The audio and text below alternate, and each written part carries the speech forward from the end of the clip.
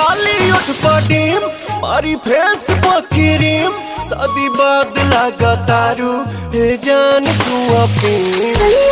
सेवा कर से जिया पवा करना दूध पी हमें प्रोटीन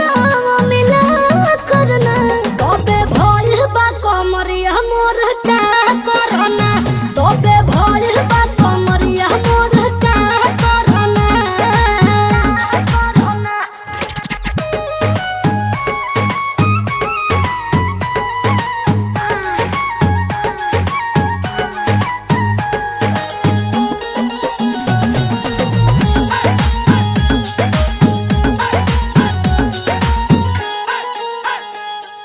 जगल में जो करे वो करे।